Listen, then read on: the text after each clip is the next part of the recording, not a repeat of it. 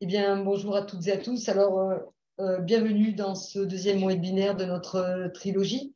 Merci Vincent Gilibert d'être là pour co-animer. Nous attendons Maître de Carrière qui est coincé dans des embouteillages et pris en otage avec une grue, nous a-t-il dit.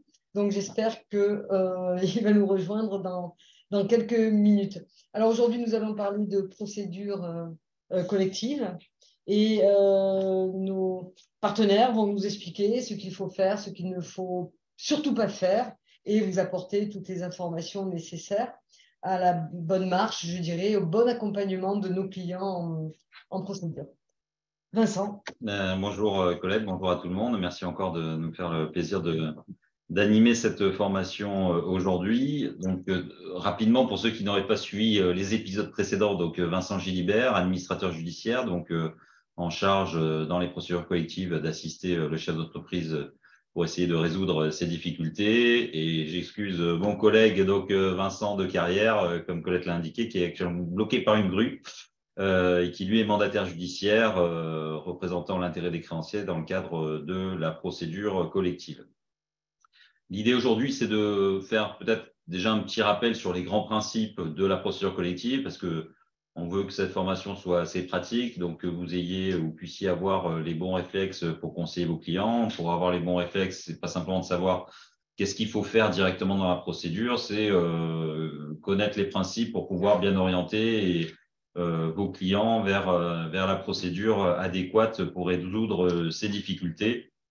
Et ensuite, plus spécifiquement, de s'attacher véritablement aux attentes des auxiliaires de justice, donc administrateurs et mandataires judiciaires, et également du tribunal par rapport à l'expert comptable. Qu'est-ce qui est attendu de l'expert comptable? Qu'est-ce qu'on attend de sa part dans le cadre de la procédure collective? Alors, je ne sais pas si on a préparé, comme toujours, un support de présentation. Vous verrez qu'il est assez dense, assez long, assez complet, sans être exhaustif, parce que c'est compliqué de l'être.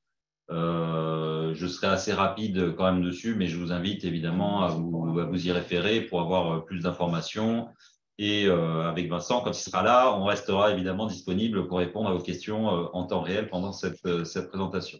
Je vous rappelle simplement que, bien entendu, le support vous sera adressé, que vous avez la possibilité de poser vos questions sur le chat. On essaiera d'y répondre au fur et à mesure. Et je réponds à la première question. Est-ce qu'il va y avoir un replay? Oui, il sera sur YouTube, comme d'habitude. Et le webinaire d'aujourd'hui, de la même manière. Voilà. Oui, je confirme. Enfin, le premier, il est déjà présent est déjà accessible en ligne. Donc, je vais venir sur les principes des procédures collectives. Les grands principes à connaître, voilà, vraiment la base sans rentrer dans toute la technicité parce que les textes législatifs, réglementaires sont assez denses, il y a beaucoup de jurisprudence aussi en la matière, mais vraiment il y a des grands principes à connaître. Premier de ce principe, c'est l'interdiction du paiement des créances antérieures, donc le gel du passif. Une procédure collective, donc sauvegarde, redressement judiciaire, liquidation judiciaire, permettent de geler les dettes antérieures, tout ce qui est né avant le jugement d'ouverture de la procédure.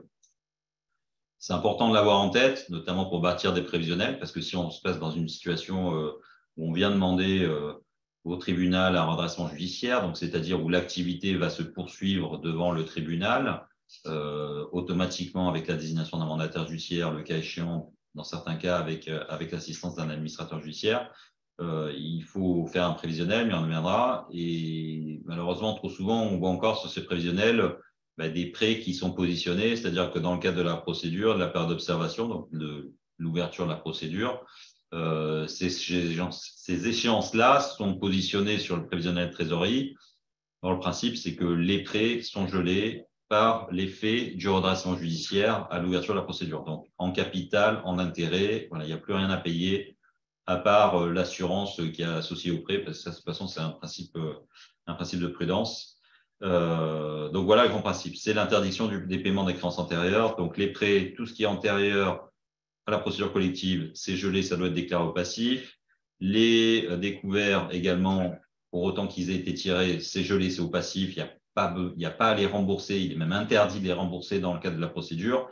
Et toutes les cotisations qui sont nées avant l'ouverture de la procédure, donc le mois en cours, on est en décalage, cotisations sociales sont payées d'un mois sur l'autre. Pour la TVA, c'est pareil, vous payez la TVA qui a reversé par rapport au mois d'avant. Ça, c'est gelé par l'ouverture de la procédure. Le cas échéant, quand c'est en cours de mois, il faudra faire un prorata temporis. Deuxième principe, grand principe, c'est la suspension et l'interdiction des poursuites individuelles. Donc, en se plaçant en redressement judiciaire, en sauvegarde ou liquidation judiciaire, le débiteur, donc encore une fois, le débiteur pris au sens large, sens juridique, donc c'est soit l'entrepreneur individuel, soit la société si le commerçant ou l'entreprise exerce via une forme sociétale.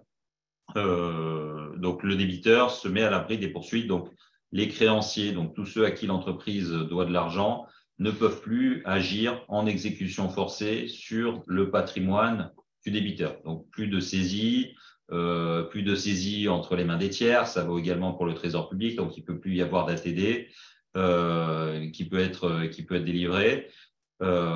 Et également, c'est important de le savoir par rapport aux fameuses attestations de vigilance URSSAF ou fiscales qui sont demandées dans certains secteurs d'activité, typiquement BTP, nettoyage, sécurité.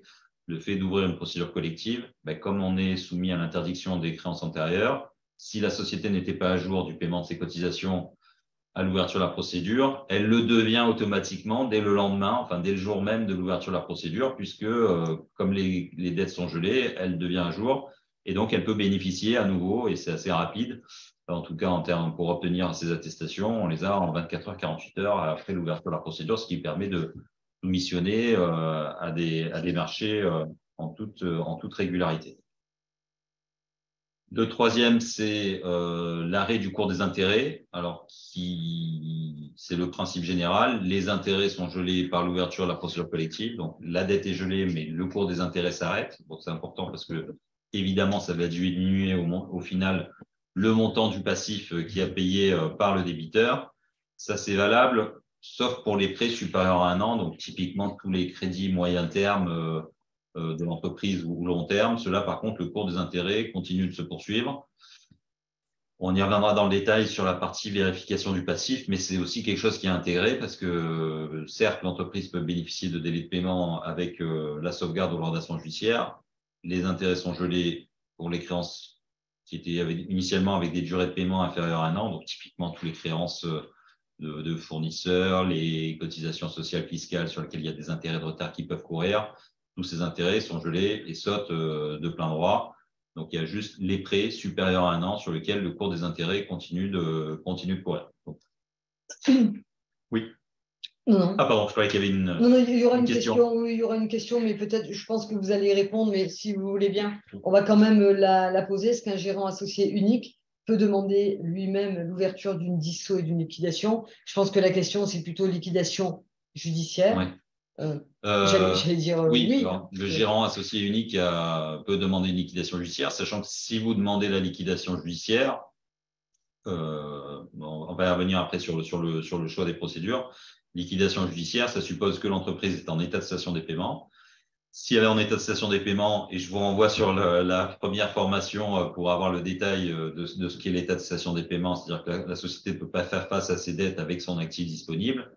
C'est même l'obligation qu'a le gérant d'aller faire déposer le bilan, pour parler vulgairement, c'est-à-dire d'aller déclarer sa cessation des paiements au tribunal, soit en demandant une liquidation judiciaire s'il estime qu'il n'y a aucune perspective de poursuite d'activité, soit un redressement judiciaire, ce qui permet, avec le redressement judiciaire, d'avoir une poursuite d'activité dans un premier temps de 6 mois qui peut être renouvelée. Mais c'est une obligation pour le dirigeant de demander la liquidation judiciaire ou le redressement judiciaire si un état de cessation des paiements depuis plus de 45 jours. Et là, une petite question dans le cadre d'un contrôle. Si on a une proposition de rectification qui entraîne une DCP, ce qui peut arriver, est-ce que les intérêts de retard sont aussi suspendus? Alors oui, les intérêts de retard sont suspendus. Par contre, sur le contrôle fiscal, tout ce qui est majoration, le cas échéant, les majos à 40, 80, 100%, ça saute pas. Alors il est possible, enfin ça saute pas automatiquement. Il est possible d'obtenir des remises en passant par la CCSF. C'est possible. Après, ça dépend, voilà, ça dépend de l'historique du dossier, du cas particulier, mais voilà, il est possible d'obtenir des remises complémentaires, sachant que ces dettes-là, s'il y a le redressement fiscal, le fait générateur, c'est la période en question relative au contrôle. Hein. Voilà. Donc, parce qu'il faut bien avoir un contrôle fiscal qui est en cours, qui est déclenché, qui porte sur des exercices antérieurs et qui se poursuit pendant la période d'observation, donc pendant le redressement judiciaire, mais son fait générateur est antérieur à la procédure, donc la créance est gelée, déclarée au passif. On va avoir une petite question évidemment pour les honoraires de l'expert comptable, puisque le but, c'est qu'on demande à nos experts comptables d'accompagner, autant que faire se peut, les débiteurs au tribunal. On vous pose la question, est-ce que pour émettre une facture, dès que je pense que c'est la liquidation ou l'ouverture de la procédure est ouverte, est-ce qu'il faut votre accord pour émettre des factures? Puisque l'expert comptable va continuer à travailler, il va faire des bulletins de salaire, etc. Donc, dans le cadre d'une liquidation, par exemple. Alors, dans le cas de la liquidation, mais je laisserai peut-être Vincent répondre tout à l'heure, mais si pour ce point-là, là, sur l'accompagnement vraiment de l'expert comptable, la lettre de mission, le paiement des honoraires pour l'accompagnement de la procédure, on va y revenir par la suite. Il y a un focus qui est fait là-dessus, donc j'oublie pas la question, j'y répondrai. Et si jamais on oublie d'y répondre, n'hésitez pas à la reposer, mais on va y revenir dessus et notamment pour la partie liquidation judiciaire sur laquelle je laisserai plutôt Vincent de Carrière répondre le dessus. Moi, je pourrais vous répondre sur la partie redressement et sauvegarde. Parfait. Je reprends sur les grands principes. Dernier grand principe, important à retenir, enfin on oublie, on le sous-estime, c'est la poursuite des contrats. Donc la procédure collective n'entraîne pas automatiquement la résiliation des contrats en cours. Qu'est-ce qu'on entend par contrat en cours? C'est un contrat avec un client ou un fournisseur, un co-contractant, un fournisseur de photocopieur, un fournisseur de services, le fournisseur du local, donc le bailleur, le contrat de bail, c'est un contrat en cours. Alors, précision, contrat en cours, c'est contrat qui n'a pas été résilié de façon définitive à l'ouverture de redressement judiciaire. Un cas assez fréquent et qu'on rencontre régulièrement et qu'on rencontre encore plus avec la problématique des loyers Covid qui ont été un temps gelés et qui maintenant sont réclamés par les bailleurs. Le contrat de bail est en cours jusqu'à ce qu'il y ait une décision définitive qui constate l'acquisition de la clause résolutoire. Donc, il ne suffit pas d'avoir un commandement payé visant l'acquisition des clauses résolutoires, même si l'entreprise débiteur n'a pas payé. Tant qu'il n'y a pas de décision définitive qui constate l'acquisition de la clause résolutoire, le contrat de bail est en cours. Donc, quelque part au dernier moment, mais je ne conseillerais pas d'attendre le bout, il faut préserver l'actif. Donc, des fois, le bail, c'est un élément de l'actif constitutif du fonds de commerce, typiquement sur des commerces de bouche, d'habillement. Enfin, voilà, vous pouvez avoir des emplacements qui ont de la valeur. Il y a une commercialité qui existe autour de ce bail. Il faut le préserver. Et donc, ne pas trop attendre quand même pour se placer en procédure, parce que si le contrat était en cours, tout ce qui n'avait pas été payé avant l'ouverture de la procédure, ben, c'est gelé, c'est envoyé, donc l'interdiction des paiements, on ne peut pas le payer. Par contre, le contrat se poursuit. Donc, c'est quand même un dispositif assez puissant qui est fait pour protéger l'entreprise, le débiteur. Inversement, quand on est créancier et notamment bailleur ou co-contractant, ben, il faut continuer à assurer la prestation au bénéfice de l'entreprise qui est en procédure collective, alors que l'entreprise elle-même, enfin le bailleur ou le fournisseur, s'est fait planter d'un certain nombre de factures avant l'ouverture de la procédure. Et si on est dans le cas d'un contrat de bail au nom du dirigeant et pas au nom de la société, ce qui est assez inhabituel, mais ce qui ce qui est assez inhabituel. Là, pour le coup, la protection ne joue pas, puisque c'est si le bailleur a signé un contrat de bail avec le dirigeant, personne physique, et qui lui-même a dû sans doute, ou en tout cas dans les faits, sous-louer le local à l'entreprise qui l'exploite, la protection ne joue que pour l'entreprise qui est en procédure collective. Donc, il faudrait sinon que le dirigeant se place lui-même en procédure collective, alors sur réserve que ce soit possible ou pas, pour protéger le contrat de bail. Donc là, il faut faire attention. Effectivement, il peut y avoir des contrats de sous-location. Ça existe sur ce cas de figure. Ça existe également sur des groupes de sociétés où c'est l'une des sociétés du groupe qui est le preneur du bail commercial ou du bail professionnel et qui ensuite sous-loue ou met à disposition les locaux d'autres sociétés. La protection ne joue que pour l'entreprise qui est placée en procédure collective. Et alors, ça interdit, j'insiste là-dessus aussi, la résiliation du contrat pour des motifs liés à des impayés antérieurs à l'ouverture de la procédure. Par contre, ça n'empêche pas la résiliation du contrat pour tous les autres motifs, le non-respect de dispositions contractuelles par le débiteur et qui n'exécute pas ses obligations, typiquement le locataire commercial, par exemple, qui n'exploite pas son fonds de commerce ou qui ne l'exploite pas avec une bonne destination, qui n'est pas assuré, ça évidemment, n'est pas soumis à la suspension des poursuites et donc le bailleur peut parfaitement poursuivre en résiliation dessus. On est bien d'accord que les cautions personnelles du dirigeant sont gelées avec les procédures. Oui, alors pendant la procédure, en tout cas, l'exception de la liquidation judiciaire, sauvegarde, redressement judiciaire, caution personne physique, typiquement la caution du dirigeant associé de l'entreprise.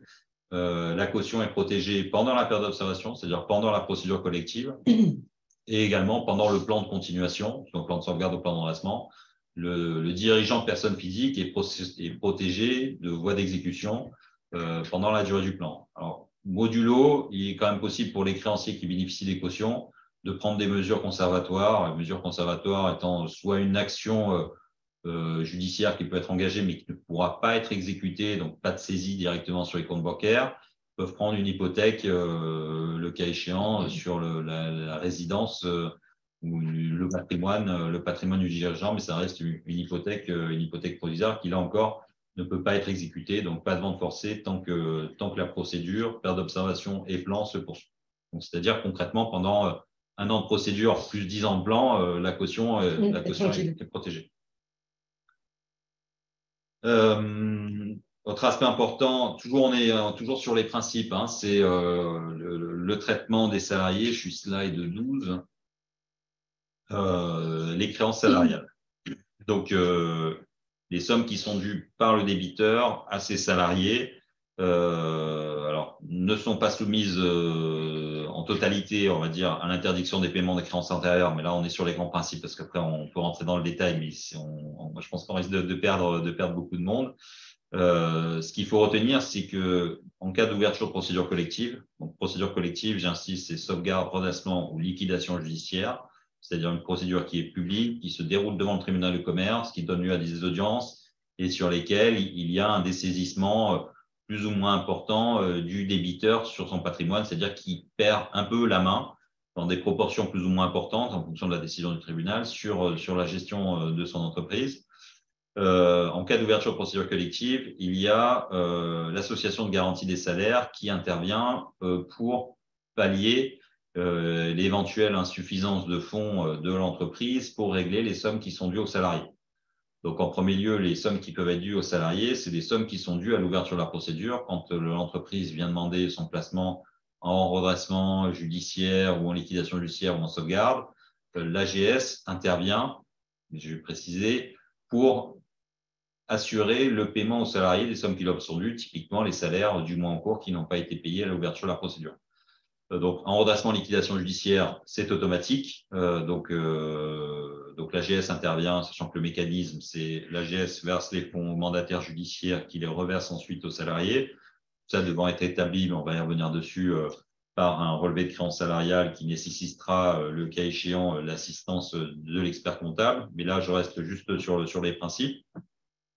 Redressement judiciaire, c'est le même topo. Donc, sommes qui sont dues aux salariés, établissement des relevés de créances salariales, et les salariés sont payés par le mandataire, par l'AGS et par l'intermédiaire du mandataire judiciaire. Qui arrive. Le mandataire, on a envie de parler de lui pour qu'il se présente. Désolé du retard. Donc, on a été sur les grands principes et j'en ai été aux créances salariales. Du coup, ce qui permettra de faire la transition, de se installer tranquillement et sachant qu'en sauvegarde, il n'y a pas d'intervention de l'AGS à l'ouverture de la procédure. Donc, sur sauvegarde, ça veut dire qu'il n'y a pas d'état de cessation des paiements. Pas d'état de cessation des paiements. L'entreprise est censée être réputée pouvoir assurer le paiement des salaires du mois en cours. Enfin, souvent, on parle du mois en cours. Des fois, dans certains cas, on parle malheureusement de sommes plus importantes ou plus anciennes. Donc, en sauvegarde, il n'y a pas d'intervention de l'AGS à l'ouverture de la procédure. C'est important parce que des fois, on flirte avec un état de cessation des paiements et on peut se poser la question du choix de la procédure entre sauvegarde et redressement judiciaire, qui sont très similaires l'une et l'autre. L'une des grandes différences, c'est justement cette absence de prise en charge des salaires à l'ouverture de la procédure, parce qu'en termes de prévisionnel et de décaissement qui doit être réalisé par l'entreprise, c'est évidemment pas la même chose s'il faut assurer le paiement des salaires. Il y a un mois de paye à assurer et à décaisser sur les fonds d'entreprise qu'en redressement judiciaire, où ce décaissement-là, en fait, est avancé, financé quelque part par l'AGS, et donc l'AGS qui est subrogée dans les droits des salariés, c'est-à-dire que ça reste une avance, ce n'est pas une assurance. Donc ces sommes-là resteront à rembourser à l'AGS après l'ouverture de la procédure. Donc je ne sais pas si tu te… Oui, oui. Alors, par rapport à la partie sociale, je pense que ce sur quoi il faut aussi insister pour l'ensemble des participants ce matin, c'est les documents à préparer aussi pour cette prise en charge, puisque tu as rappelé à juste titre les conditions d'intervention, comme on l'a rappelé la semaine dernière, le marqueur essentiel, c'est la cessation des paiements, absence ou pas de cessation des paiements, décision à prendre, et derrière, procédures qui peuvent s'ouvrir ou pas en fonction de ce marqueur.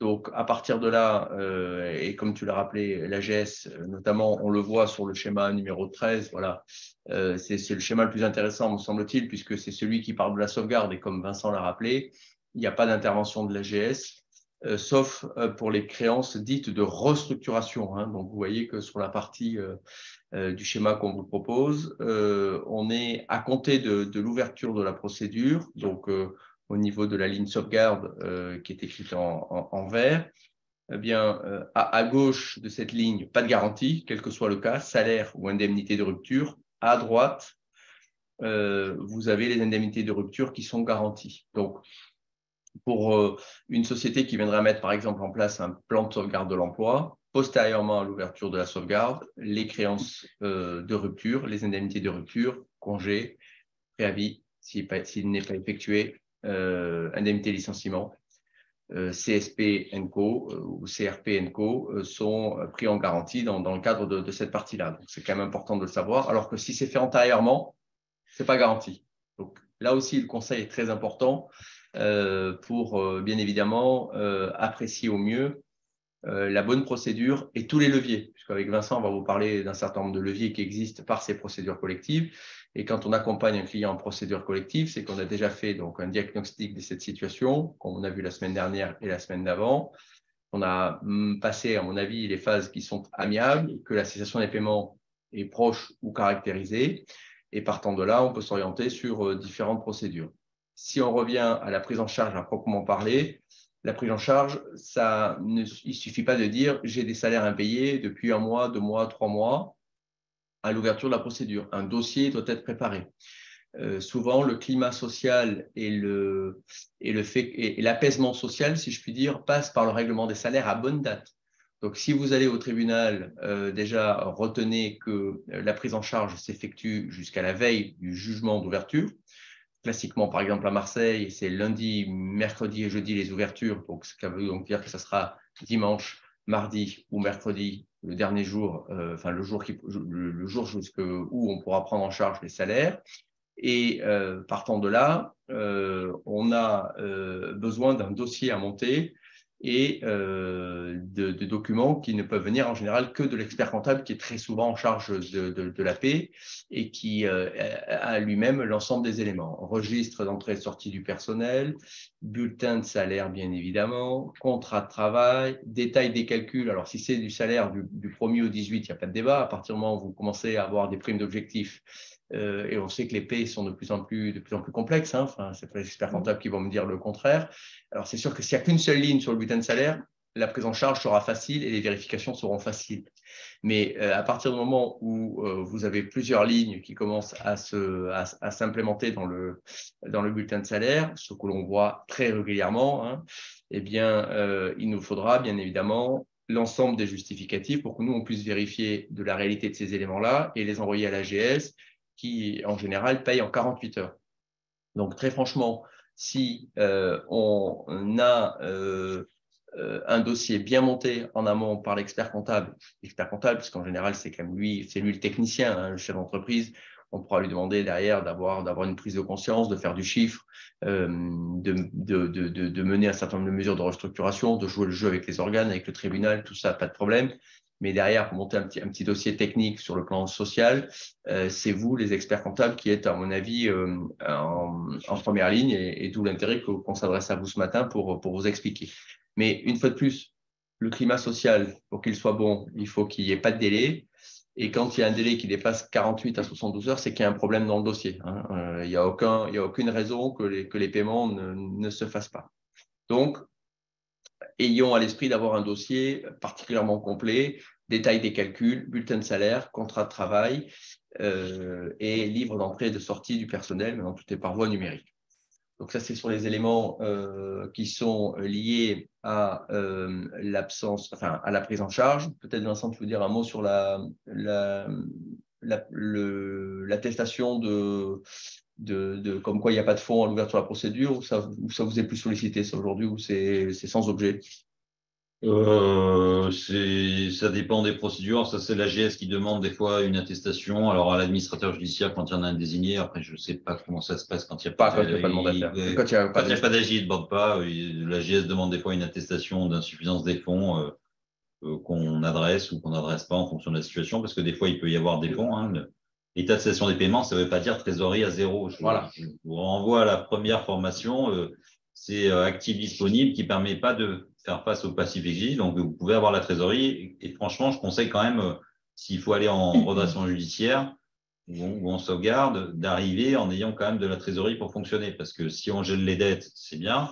Derrière, typiquement, tous les fournisseurs, ils vont nous demander de payer au cul du camion, voire la commande sur la base de facture pro forma. Donc, le crédit fournisseur, le BFR, il n'a plus du tout la même tête avant et après l'ouverture de la procédure. Voilà, il y a des principes théoriques, après il y a quand même la pratique. Et la pratique, c'est qu'il faut avoir la trésorerie pour fonctionner. On est toujours plus à l'aise en ayant un peu de trésorerie. Donc, on peut avoir des fois de la trésorerie, on peut avoir suffisamment de trésorerie pour payer les salaires, mais si on paye les salaires et qu'on se dépoile de toute la trésorerie disponible, c'est plus compliqué ensuite pour assurer le redressement. Bon, après, ça, c'est des discussions et des positions que l'AGS comprend également. Voilà, on peut expliquer, oui, on a la trésorerie, mais si on l'utilise, dans 3 semaines, on arrête parce qu'on ne pourra pas payer les fournisseurs. Et si on ne paye pas les fournisseurs, on n'a plus de marchandises pour fonctionner, pas de marchandises pour fonctionner, pas de chiffre d'affaires, et on ne peut pas poursuivre l'activité. Voilà, donc il faut des fois faire un peu preuve de pédagogie, même avec les acteurs réguliers du dossier.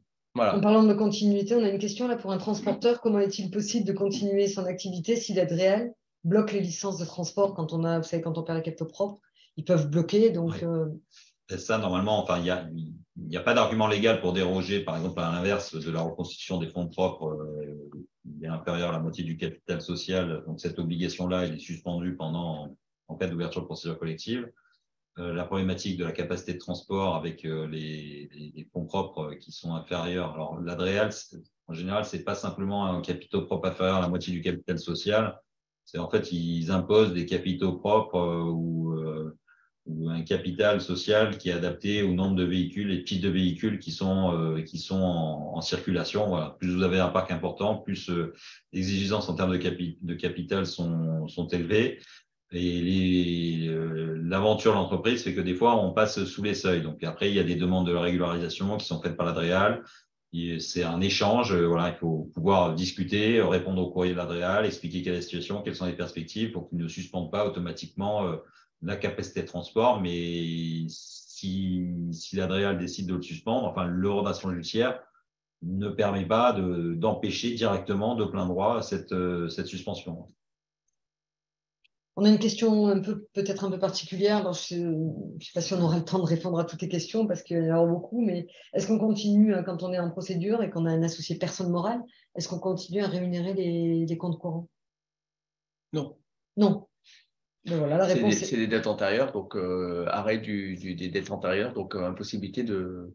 Donc, ça répond. Okay. Oui, alors juste la précision sur les intérêts, effectivement, de toute façon, ils sont gelés. Enfin, on ne peut pas les payer parce que c'est assimilable à une différence antérieure. Les intérêts, ça, je crois qu'on a bien compris qu'on ne doit rien payer. Par contre, le cours des intérêts peut continuer de courir sur les comptes courants. Après, ça dépend comment, si l'opération de compte courant a été faite sans durée, là, il y a le gel des intérêts également qui s'applique.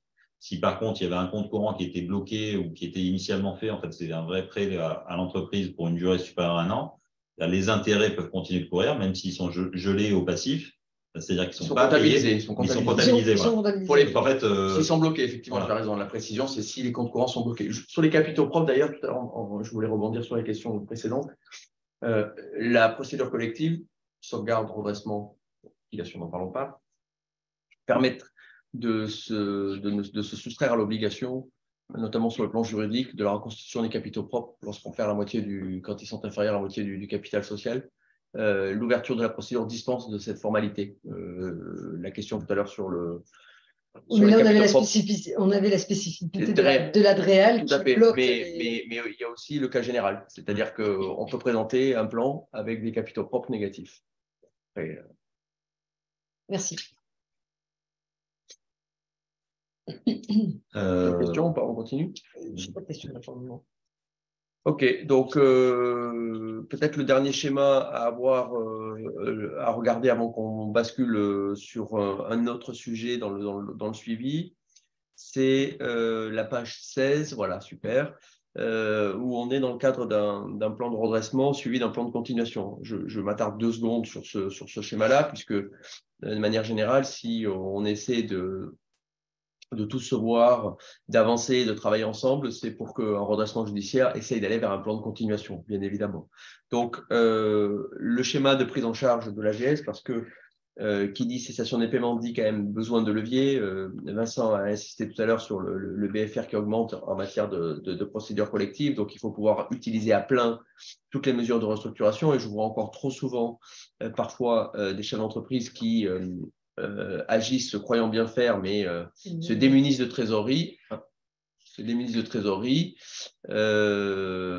Avec une impossibilité et derrière ne préservent pas leur cash. Donc ce schéma en page 16 fait état d'une garantie de salaire antérieure et d'indemnité de rupture antérieure à l'ouverture du redressement.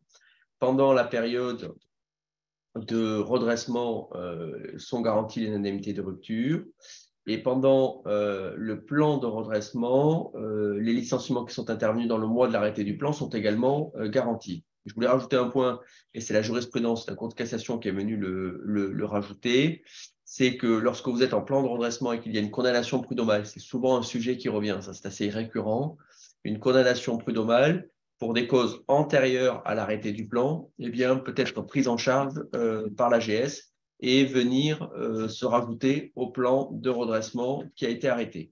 On part sur un plan de redressement à 100, 100 de passif, on a une condamnation de 20, eh bien, on peut en faire passer sans passage devant le tribunal, juste sur une avance de l'AGS, on peut faire passer le plan de 100 à 120 avec une prise en charge de l'AGS. Ça aussi, c'est important puisqu'on est sorti du tribunal, on est sorti de la période d'observation, on est sorti du suivi, et on a cette possibilité, et souvent on oublie de le solliciter. Alors, il n'y a rien d'automatique, bien évidemment, mais ce sont des éléments importants. Le reste, je pense, est relativement bien connu. Sinon, je suis désolée, on a un problème technique. Les joies du direct.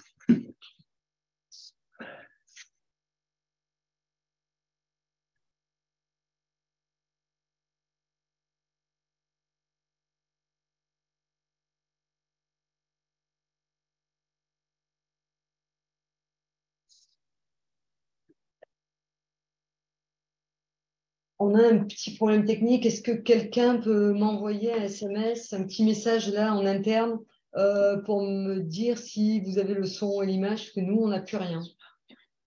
On n'a plus de retour de la salle. C'est OK. Nous, bon. on a c'est OK. Mais écoutez, on va continuer avec, en attendant. Sur la question hein. Sur la question, oui. Lorsqu'un licenciement est nécessaire pour la poursuite de l'activité, salarié avec 20 ans d'ancienneté, est-ce que l'indemnité est prise par l'AGS? Oui, bien sûr. Oui. Alors, il y a juste pour être complet, il y a un plafond. L'AGS garantit jusqu'à un plafond qui est de l'ordre de 80 000 € bruts, toutes créances confondues, salaire, indemnité de rupture, frais, enfin tout ce que l'on pourrait avoir à verser dans le cadre de l'exécution du contrat de travail. Donc, si pour répondre à cette personne, Si l'indemnité est comprise dans une somme de 80 000 €, OK. Sinon, parce que ce n'est pas perdu pour le salarié, ça vient au passif. Et toutes les créances, je précise, toutes les créances qui sont super privilégiées et privilégiées ne rentrent pas dans le plan. Elles sont à payer dès l'homologation du plan. Donc, ça aussi, c'est à savoir.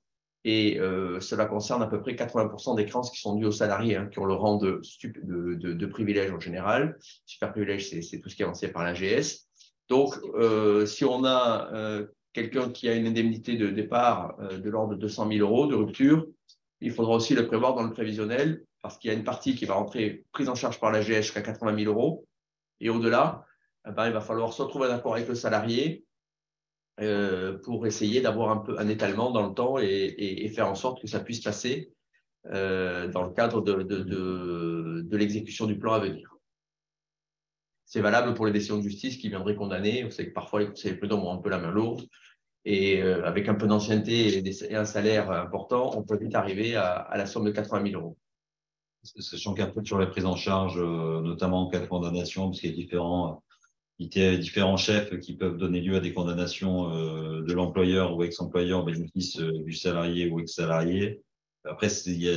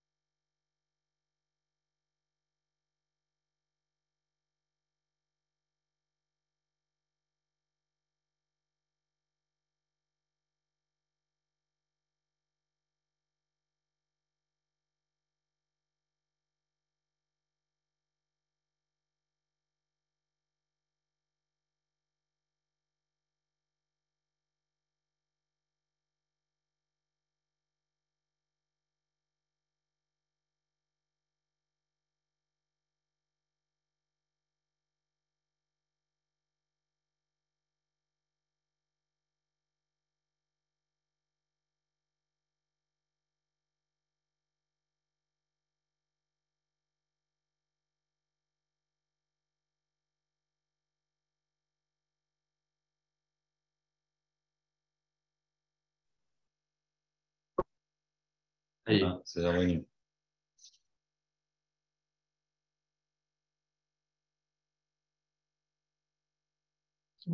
C'est encore reparti.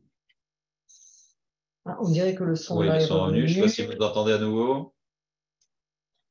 Ouais, c'est bon, on nous entend. On nous entend. Ça y est, on m'envoie. Merci pour vos petits SMS.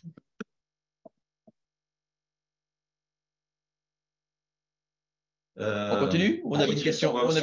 Attendez, le son est revenu et apparemment l'image s'est défigée. Donc on devrait pouvoir continuer. Est-ce qu'on répond aux questions? Alors attendez, le problème c'est que j'ai eu beaucoup de. C'est bon.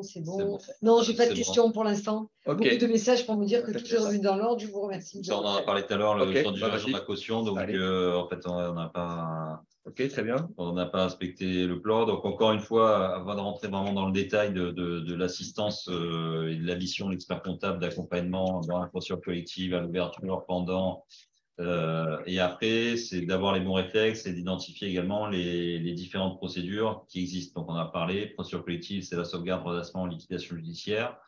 L'élément principal, c'est est-ce qu'il y a un état de cessation de paiement ou pas.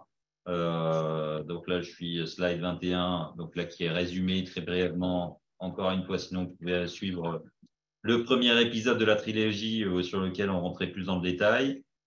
Donc ça permet de déterminer est-ce qu'on peut aller en sauvegarde, qui est la seule procédure collective éligible en l'absence d'état de cessation des paiements. Ensuite, le choix entre le redressement judiciaire et la liquidation judiciaire, c'est si le redressement apparaît manifestement impossible, c'est le texte, manifestement impossible, il faut aller vers la liquidation judiciaire. Notamment, ça peut résulter aussi de la volonté du dirigeant qui est complètement esselé parce que ça fait 18 mois, voire plus, qui bagarre face à ces difficultés, qui a plus suffisamment de jus et de ressources, pour essayer de repartir et qui veut arrêter. Et des fois, ça lui permet aussi, à un moment donné, de passer à autre chose, de demander la liquidation judiciaire, ce qui permet, sous le contrôle de Vincent, d'organiser l'arrêt de son activité et l'arrêt de l'entreprise commerciale en fonction de sa forme le tout dans des délais qui sont quand même de plus en plus rapides. Comment déterminer, ouais, si tu voulais, comment déterminer ce redressement manifestement impossible? Bon, j'en parlais, demande du débiteur. Bon, je pense que l'aspect important, parce que notre quotidien, c'est quand même les TPE, PME, c'est donc l'entreprise est beaucoup liée à la personne du dirigeant, et 90% des dossiers dont on s'occupe concernent voilà, des TPE et PME. Donc, le dirigeant a un rôle fondamental sur le fonctionnement de l'entreprise. Et s'il ne veut pas y aller, s'il n'a plus l'envie, la volonté de repoursuivre, parce que c'est quand même un engagement important de partir sur une sauvegarde ou un redressement judiciaire, il faut l'intégrer. Ensuite, il y a un aspect aussi purement factuel, économique, financier, si on est dans l'impossibilité de financer, même pour une très courte période, une poursuite d'activité, parce que des fois, la poursuite d'activité, ça permet d'organiser la cession d'entreprise, mais qui n'a de sens que pour autant que l'entreprise fonctionne. Donc, il y a encore un flux d'affaires, des clients, des fournisseurs à payer et du travail pour les salariés.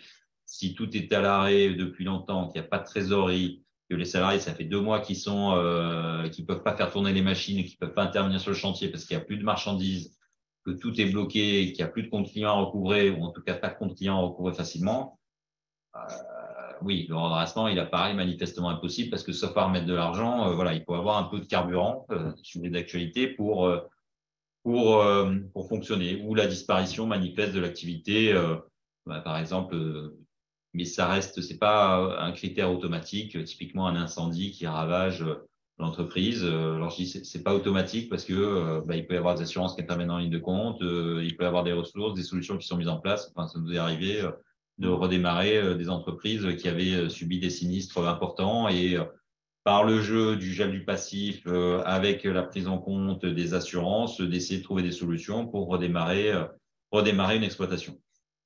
Voilà les schémas entre sauvegarde, redressement, liquidation judiciaire. Je sais pas si... Une précision, et en ligne avec ce que tu viens d'indiquer, mais une précision, on a beaucoup insisté depuis qu'on intervient devant vous là maintenant depuis 15 jours sur l'anticipation et la préparation.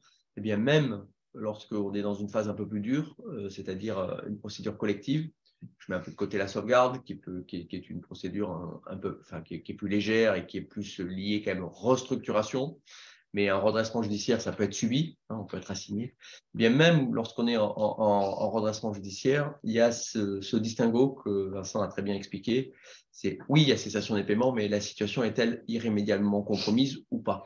Et ça, c'est encore un point aussi à voir entre l'expert comptable et le client. C'est de dire, bon, OK, crise de liquidité, quels sont les leviers? L'AGS, la suspension des prêts, la résiliation d'un certain nombre de contrats. Donc, on garde la tête froide. Qu'est-ce qu'on peut faire? On regarde, on part d'une trésorerie et on essaie de voir un petit peu quel est le carnet de commandes, quel est le business.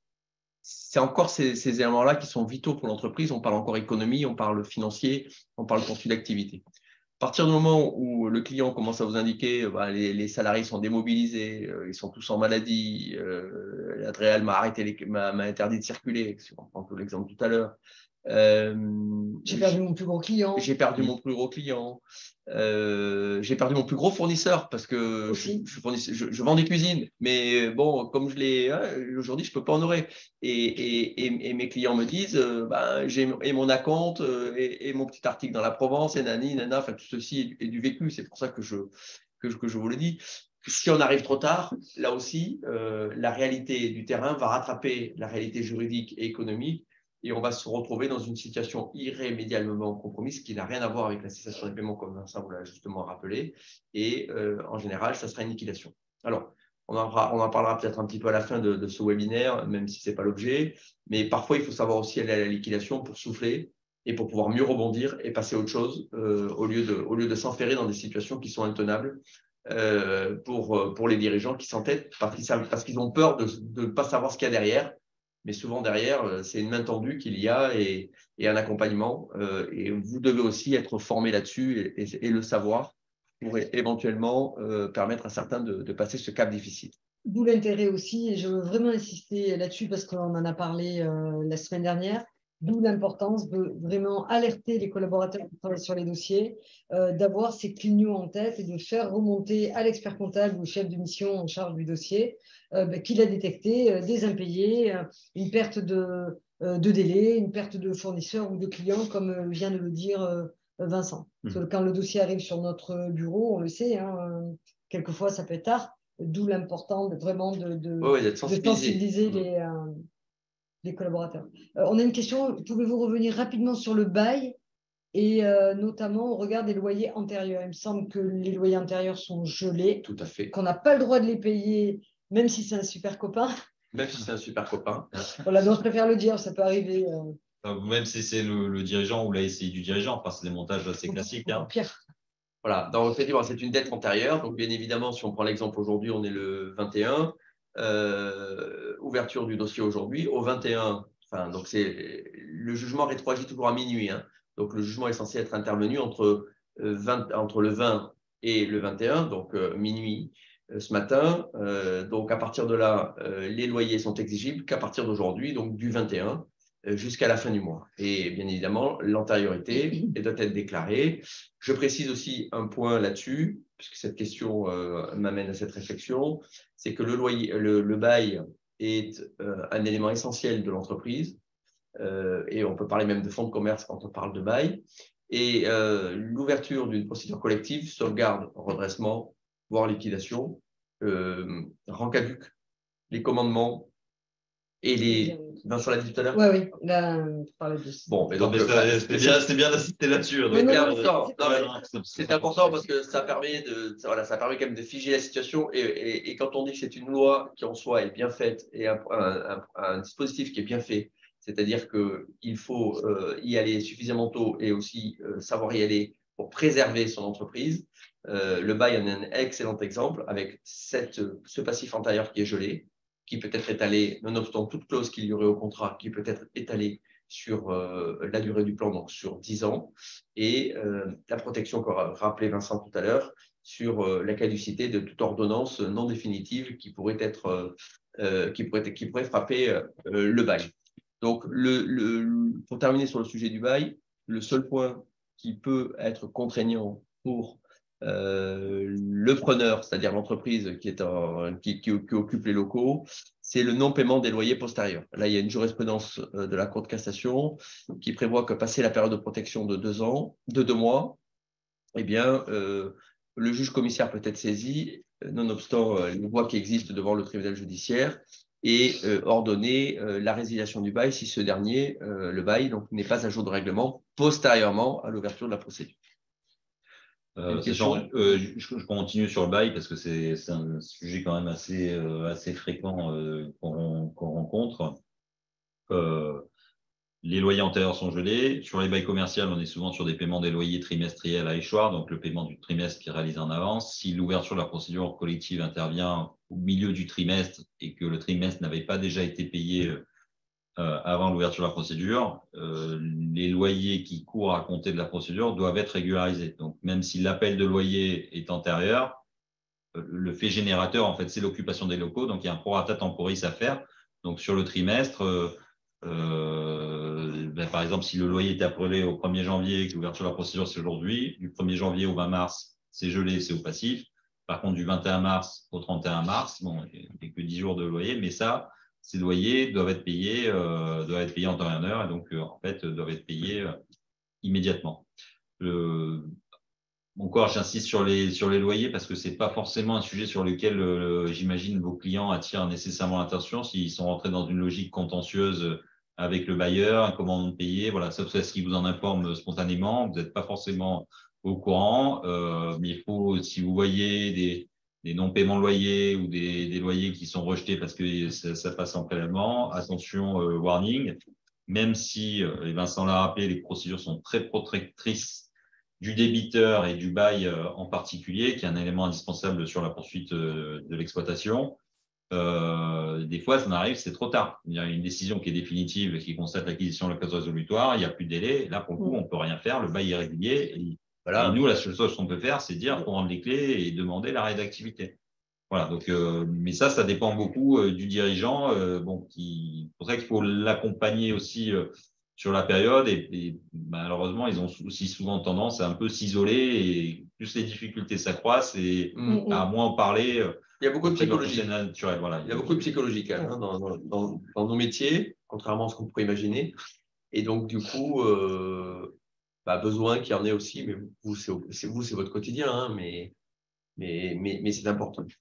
On a une petite question là, j'ai l'impression que tu suis de remarque. On a un client qui a été mis en liquidation par le tribunal, directement, liquidation judiciaire, alors que l'expert comptable n'en était même pas informé, que le client est allé tout seul demander sa liquidation. Et la question c'est, mais comment est-ce que le tribunal peut prononcer une liquidation judiciaire alors qu'il n'a aucun document? Le tribunal a dû être saisi par un créancier d'une demande de liquidation, donc à partir du moment où le tribunal… Ou le client lui-même. Ou le client lui-même, oui. Mais dans ce cas-là, c'est plutôt comment le client peut aller… Après, j'ai cru voir dans la question que la mission était interrompue, hein, je crois, si j'ai lu rapidement, mais j'ai cru voir que dans l'exposé, on nous indiquait que la mission était interrompue. Oui. Donc, c'est pour ça que peut-être il n'a pas osé aller voir son expert comptable pour indiquer. Donc, effectivement, le tribunal a été saisi d'une demande de liquidation, donc de l'entrepreneur ou du créancier. À partir du moment où le tribunal, au travers de son enquête, et Colette le sait bien, pose un certain nombre de questions. À partir du moment où on vous pose la question, vous avez toujours de l'activité? Non. Vous avez un carnet de commandes pour redémarrer? Non. Vous avez des dettes? Vous avez des dettes? Oui. Vous avez des sous? Non. Non. Vous avez des salariés? Un ou deux ne sont pas payés depuis 2 mois, 3 mois. Voilà. En général, ça c'est… J'ignore tout évidemment de cette affaire, mais en général, c'est ce qui se passe en chambre du conseil et la liquidation est prononcée, nonobstant le fait qu'il n'y ait pas la dernière situation comptable. Tout à fait. Quel est le sort des cotisations sociales du dirigeant TNS? Est-ce qu'elles peuvent être dans le plan? Alors, TNS, elles peuvent être elles peuvent être dans le plan, sachant que ça reste quand même le dirigeant qui en est. Voilà. Elles peuvent être dans le plan. Et après, c'est toujours un débat à avoir avec l'URSSAF, notamment. Mais en général, tant qu'il n'y a pas liquidation, ça, c'est la double sanction de la liquidation, si je puis dire. Hein, quand on dit qu'est-ce que je risque en liquidation, vous risquez vos cautions, si vous en avez donné, et vous risquez vos engagements perso, dont le TNS fait partie. Alors, je crois qu'il y a quelqu'un qui voulait sur les loyers, j'ai cru voir. Oui, mais les loyers antérieurs, il me semble que c'est clair, on ne doit pas payer les loyers antérieurs. À partir du moment où on est d'accord. On parle de trimestre. Quand on fait l'ouverture de la procédure a eu lieu pendant le trimestre, on fait un prorata temporis. Et on paye ce qui vient après la date d'ouverture. Donc, ouverture à aujourd'hui 21, comme je reprenais mon exemple tout à l'heure, du 1er janvier au 20, c'est gelé. Et du 21 à la fin du mois, puisqu'on est à la fin du trimestre, je raisonne sur un trimestre, c'est à payer. Donc, on est dans les grands principes. Effectivement, si toutes les dettes antérieures sont gelées, par contre, les dettes postérieures, enfin, tout ce qui naît de la poursuite d'activité dans le cadre de la période d'observation doit être payé. Donc, les loyers, les salaires, les cotisations sociales courantes qui naissent à compter de l'ouverture de la procédure. Donc, on reprend l'exemple ouverture aujourd'hui, 21 mars. Les cotisations sociales du 21 au 31 mars qui seront à payer au mois d'avril. Celles-ci doivent être payées. Voilà. En période d'observation, il faut reprendre le paiement courant. Alors les honoraires. On a une remarque, oui. Là, j'allais dire, c'est l'expert comptable, si vous permettez, qui va répondre. Bien sûr. Bien entendu, quelquefois, on peut se retrouver face à des clients qui vont se retrouver en difficulté et qu'on va devoir accompagner. Et puis, on le sait très bien, peut-être qu'ils ne pourront pas payer nos honoraires. Après, quand on a affaire à des clients de bonne foi qu'on a accompagnés pendant des années, je crois que c'est aussi notre rôle de les accompagner et d'accepter peut-être de jouer le jeu avec eux et de dire, ben voilà, s'ils s'en sortent, on s'en sort avec eux et nos honoraires seront payés. Après, la stratégie de dire, moi aujourd'hui, ils ne me payent plus, je ne travaille plus, j'allais dire, c'est pareil, c'est énormément de psychologie et c'est être en accord avec soi-même et avec le rôle de l'expert comptable dans l'accompagnement. Voilà, moi, un client, personnellement, pour vous donner une expérience, le client de bonne foi qui est chez moi depuis de nombreuses années, qui a toujours été propre avec nous, qui a toujours été sérieux, personnellement, je l'accompagnerai jusqu'au bout, même si je dois m'asseoir sur une partie de mes honoraires. Après, il faut être, j'allais dire, lucide. Si on sait qu'en l'aidant et en l'accompagnant, il sortira de la procédure, l'idée, c'est de le faire sortir de la procédure par le haut. Et en général, on est relativement vite fixé. Et Vincent Carrière a répondu tout à l'heure un peu à cette question. Si le client a encore des contrats, si on sent qu'il a cette envie de se battre, qu'il a le chiffre d'affaires qui va aller, que c'est juste un mauvais passage, je crois que c'est notre rôle de l'accompagner. Après, j'allais dire, pour cette question d'honoraires supplémentaires, c'est chacun en accord avec soi-même, sachant que s'il est d'accord sur les honoraires et que les honoraires sont facturés, ils seront obligatoirement payés, puisque après l'ouverture de la procédure, on ne doit pas générer de dette. Voilà, j'espère avoir… Oui, et en complément de ce que vous dites, Colette, que je partage, ce qui est important de noter aussi, c'est que alors bien évidemment, je passe le cas du client particulièrement pénible, borderline, enfin celui que personne ne veut. Bon, donc ça, effectivement. Il y en a. Mais qui existe. Mais qui existe. Donc cela, bien évidemment, mon propos ne concerne pas ce type de client. Mais parfois, il arrive de rencontrer des gens de bonne foi et de se dire que, et d'entendre dire, alors bien évidemment, on ne fait de procès à personne, mais d'entendre dire, oui, mais mon expert comptable n'a pas le temps de s'occuper de moi. Vous comprenez, je suis pas un client qui a payé en temps et en heure, donc forcément, il m'a dit, il fait passer les bons clients avant moi. Bon, ça, c'est quelque chose que j'entends quand même. Alors, je mets de côté le borderline Enco. Voilà, je pense que par rapport au discours de Colette, l'intérêt peut-être, c'est peut-être au contraire de passer un peu plus de temps sur ce type de client. Bien évidemment, s'il n'est pas en situation irrémédiablement compromise. Exactement. Et à partir de là, peut-être le meilleur moyen d'avancer, c'est de lui dire les honoraires, ils existent. C'est ce que parfois nous on est amené à dire, y compris en amiable. Les honoraires, ils existent, mais avançons, sauvons la boîte, trouvons un accord. Et derrière, bien évidemment, vous devrez payer des honoraires, mais vous verrez que ça sera peut-être la partie la moins compliquée de ce que vous avez envisagé. Là, quand quelqu'un est la tête sur l'eau, de lui dire « Ah, vous êtes en difficulté, vos honoraires de 500 € par mois, ils passent à 1 000 € par mois », je ne suis pas sûr que psychologiquement, c'est le premier truc à dire, mais c'est valable pour nous aussi. Moi, quand on vient me voir, souvent que je vois quelqu'un qui n'est pas bien, qui parle d'honoraires, je dis « Ce n'est pas le sujet du jour, on en parlera plus tard ». Voilà. Au risque de les perdre. Au risque de les perdre, mais bien sûr. Non, mais on est d'accord.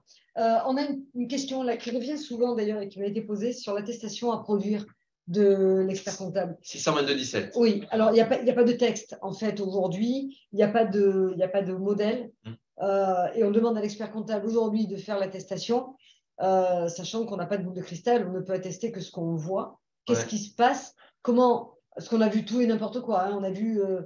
au vu des éléments qui m'ont été donnés sous réserve 2, sous réserve 2, sous réserve 2, et c'est un petit peu compliqué. Donc, alors c'est marrant parce que, donc là, une fois de plus, vous avez l'avantage, j'espère que c'est un avantage, mais je suis certain d'avoir un administrateur et un mandataire. Donc, on vous a expliqué que nos missions pouvaient être, entre guillemets, concurrentes, mais bienveillantes en partie amiable et en partie judiciaire. On a chacun notre job, l'administrateur et le mandataire. Le regard du mandataire sur l'attestation, vous aurez celui de l'administrateur dans quelques instants. Alors, bien évidemment, pour nous, c'est un élément indispensable. Pourquoi? Parce qu'on n'a pas à s'immiscer dans la gestion quotidienne. On n'a pas accès au compte en banque, à la différence de mon voisin. Et donc, du coup, on n'a pas de visu sur l'exploitation. Comment venir en chambre du conseil, à peu près tous les 2 mois, tous les 3 mois, en fonction des juridictions, quand on est sans administrateur dans le dossier? Comment venir avec le sentiment que le dossier est suivi et que nous avons bien évidemment une poursuite d'activité qui se passe dans les règles, c'est-à-dire gel du passif. J'insiste bien parce que parfois, tout à l'heure, Colette a dit ça pour donner un exemple, mais elle avait raison de le dire, le copain, c'est-à-dire qu'il faut être aussi vigilant, c'est-à-dire que si on ne paie pas l'URSSAF, on ne paie pas le PRS, on ne paie pas la banque, bon, ce n'est pas pour payer les copains non plus, parce que sinon on ne s'en sort plus et on n'avance pas. Donc une procédure qui est bien gérée, c'est on a tiré une ligne, on peut faire quelques exceptions pour quelques fournisseurs dits vitaux. Je parle pour un restaurateur, son boucher, bref, des choses comme ça. Mais sinon, on tire bien la ligne et pour le reste, il faut payer aux échéances. Ça y va aussi d'une question, en tout cas de mon point de vue, de respect aussi de la concurrence. C'est-à-dire qu'on poursuit une activité, mais on nous fait la grâce de nous avoir donné le gel du passif et on poursuit cette activité, il faut payer les charges courantes. Donc, à partir de là, l'attestation d'expert comptable, elle est, du point de vue de mandataire judiciaire, primordiale. C'est central. Et bien évidemment, pour nous, il ne peut pas y avoir un redressement judiciaire sans un expert comptable dans le dossier. On oublie peut-être de le rappeler, Colette, mais souvent, des entrepreneurs se présentent au tribunal sans expert comptable. Et donc, le premier point que nous, on exige, c'est d'avoir un expert comptable dans le dossier, notamment pour avoir cette fameuse attestation. Une fois qu'on a rappelé le principe, s'agissant de cette attestation, bien évidemment, pour nous, un travail d'audit me paraît être nécessaire pour ne pas se contenter des simples déclarations du dirigeant. Il me semble quand même que maintenant, par le paiement des charges sociales et de l'ensemble des obligations liées à la TVA ou autre, ça passe par l'expert comptable puisque tout est dématérialisé, ça c'est quand même des points forts. Et s'agissant des postes fournisseurs ou des principaux paiements, un sondage peut être opéré et cette retranscription dans une attestation me paraît être la meilleure des formules, pas trop engageant pour l'expert comptable, mais frappé au coin de la réalité économique, si je puis dire, en termes de cas concrets. Quand on la lit, on se dit oui, il y a eu quand même un travail de vérification. Après, vous n'êtes pas en permanence derrière le client et le but, ce n'est pas de rechercher la responsabilité de l'expert comptable, c'est d'avoir un élément qui nous permet de savoir que quand même le client joue le jeu, il paye ses charges tous les mois, tous les trimestres et ses principaux fournisseurs sont payés en temps et en heure. Ça, c'est important. Et bien évidemment, mettre en face, on ne l'a pas trop souvent, mais mettre en face aussi la trésorerie. C'est-à-dire qu'à partir du moment où vous dites mon client a 100 000 euros sur le compte et j'ai une balance fournisseur à 23 000 euros, bon, pas à peine y passer l'année non plus, quoi. Même s'il n'a pas payé le fournisseur en temps et en heure, il ne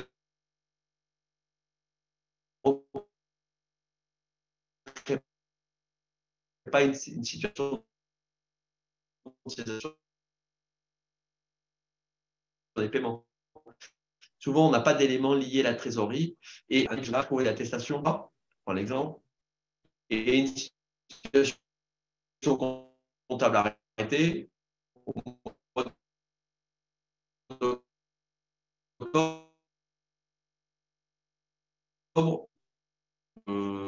Pour vérifier le travail des professionnels qui sont assurés, formés et qui ont un ordre. Nous, on récupère les infos, on les exploite. Et voilà. Mais si on peut avoir une cohérence quand même dans la rédaction. Et on avait discuté à l'époque avec M. L'Aquila, qui était président de l'Ordre il y a quelques années, je pense, par le contrôle de Colette, il y a quand même pas mal de temps.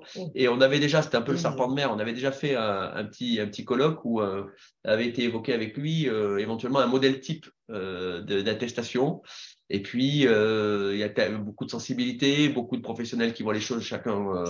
Voilà, et c'était compliqué. Mais c'est vrai que c'était un long débat. Mais je pense avoir exprimé ma vision sur le sujet. Il y a une petite remarque là qui dit, mais je crois que vous y avez en partie répondu, c'est dire, mais quelquefois, le client peut nous cacher des factures.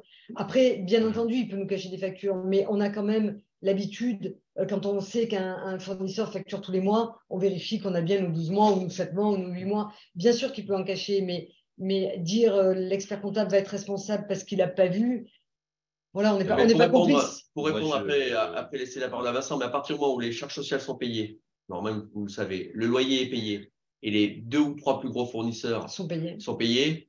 Écoutez, s'il y a une facture qui est passée, personne ne va vous le reprocher, en tout cas pas moi, et j'ai jamais vu qu'on puisse le reprocher à un expert comptable.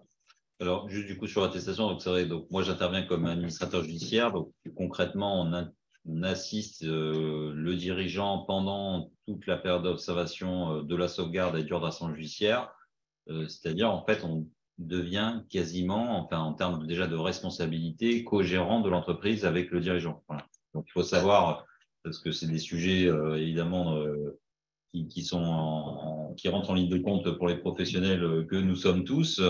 La question de la responsabilité, voilà, nous avons, en tant qu'administrateur judiciaire, la même responsabilité civile et pénale que le dirigeant sur le fonctionnement de l'entreprise. Voilà. Donc, ça peut expliquer aussi qu'on soit assez attentif et exigeant sur un certain nombre de demandes parce que nous, on se retrouve à la tête d'une entreprise. Enfin, voilà, je deviens le copilote d'un avion que je ne connais pas, l'avion étant l'entreprise. Le pilote, c'est le dirigeant que je ne connais pas plus, avec tout un tas de mecs dans la cabine qui sont en train de gueuler, les clients, les fournisseurs, parce qu'ils ne sont pas payés, parce que si, parce que ça, voilà. Donc, et on traverse une zone de tempête, la crise que connaît l'entreprise. Donc, il faut qu'on puisse s'appuyer notamment sur des éléments importants. Et le premier, c'est la comptabilité. Enfin, quand on mène de parler d'attestation 622-17, donc d'attestation d'absence de dette, c'est est-ce que la comptabilité est à jour ou pas. La comptabilité doit être à jour. Après, c'est une obligation pour toute entreprise, tout commerçant, de tenir ses obligations comptables, plus ou moins importantes en fonction de la taille de l'entreprise.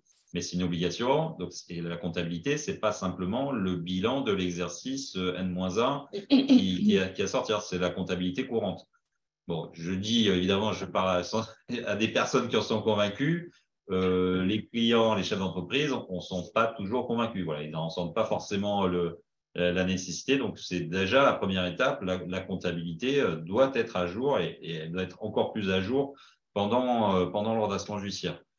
Moi, dans le cadre de ma mission, donc on va dire, on fait évidemment des rapports au tribunal sur la situation de l'entreprise. On est la hotline permanente du dirigeant qui a un problème avec sa banque, qui a un problème avec son fournisseur, qui a un problème avec son client, qui a un problème avec le salarié. Voilà. Donc, on essaie de dépatouiller tout ça. Donc, on nous appelle quand on a des problèmes. On va dire, on a une espèce de hotline informatique qu'on appelle que quand ça va mal, d'apporter une solution.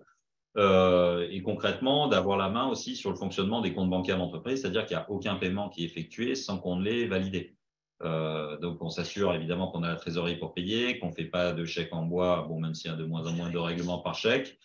Plus en plus de choses par virement, donc il suffit de consulter le solde de trésorerie. Ça nous permet de nous assurer de voir ce qu'on paye, est-ce qu'on paye bien en temps et en heure. Enfin, ça, c'est une information qu'on a. Si on est à jour des cotisations sociales, si on est à jour du reversement de la TVA, des loyers, des salaires, ça, on le voit tout de suite directement parce que on sait qu'on les a payés, ou pas payés. Plus compliqué, c'est les fournisseurs. Fournisseurs, il n'y a rien de plus facile que de garder sous le coude ou dans le tiroir des factures de fournisseurs, des relances. Alors en général, si c'est des fournisseurs importants ou sur des montants importants qui deviennent réglés, rapidement ça s'arrête parce que le fournisseur il ne va pas accepter de faire crédit très longtemps. Ou alors il m'écrit à moi, administrateur judiciaire, ou des fois mandataire judiciaire pour indiquer qu'il y a des factures postérieures qui ne sont pas payées. Voilà. Donc après, ça, c'est aussi la responsabilité du dirigeant de s'assurer que la comptabilité est à jour. Si nécessairement la facture fournisseur est saisie en comptabilité, elle doit apparaître ou elle doit être prise en compte ensuite sur l'attestation 622-17. Et pardon, je vais terminer là-dessus. Donc effectivement, il n'y a pas de texte qui impose cette attestation 622-17. On va dire, pour moi, en tant qu'agile, c'est un élément quelque part de confort parce que ça veut dire qu'il y a un professionnel qui a revu. Alors après, m'est arrivé quand même de voir des attestations qui faisaient état qu'on était à jour de tout, des salaires, des paiements des cotisations. Et moi, je savais qu'on n'était pas à jour. J'appelle l'expert comptable qui a signé pour dire, mais il y a un problème. On refait une autre attestation derrière. Enfin, c'est des cas de figure qui peuvent arriver avec des clients compliqués. Pareil pour les situations comptables de la période d'observation. Donc, on demande des situations comptables de la période d'observation. En fait, en tant que tel, c'est pas prévu par les textes. Mais après, pour que le tribunal puisse renouveler ou pas la période d'observation ou puisse adopter le plan de redressement, c'est-à-dire l'appurement des dettes sur une durée maximum de 10 ans et l'imposer aux créanciers, évidemment, il faut avoir des éléments objectifs. Et le premier élément un peu objectif, c'est quand même la comptabilité de l'entreprise et donc d'avoir des situations comptables pour qu'on puisse apprécier et qu'on ne se repose pas uniquement sur les dires ou les indications du dirigeant. Voilà, j'ai fait tant de chiffre d'affaires. En chiffre d'affaires, c'est du hors-taxe, c'est du TTC, c'est des recettes, c'est pas des recettes, c'est encaissé, c'est pas encaissé. Voilà, il faut qu'on puisse rentrer déjà nous en tant qu'auxiliaire de justice dans le détail pour comprendre le fonctionnement de l'entreprise. Si on a posé le bon diagnostic, d'apporter les bonnes solutions.